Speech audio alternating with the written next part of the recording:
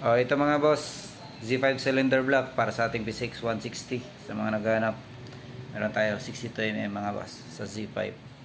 So buksan natin para nyo makita sa mga interesado dyan. Sa mga P6 160 user. Kaya ito yung ating cylinder block mga boss.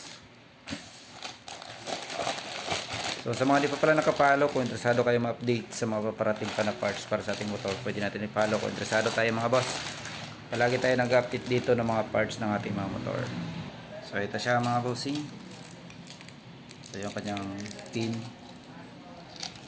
lock pin, IR keyring. Ayan, yan yung kanyang piston mga boss, 62mm. Kunin natin. Steel block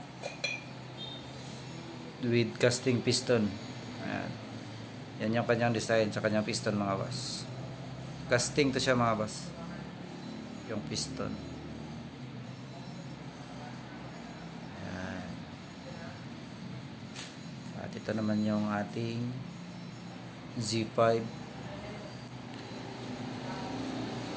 cylinder block steel para sa ating P6 160. Ayan. Sa mga interesado dyan, 62mm to mga boss. Ayan mga boss. So sa mga interesado nito, silipin nyo lang yung comment section. Nilagay ko yung location at andyan din yung number. Ayan.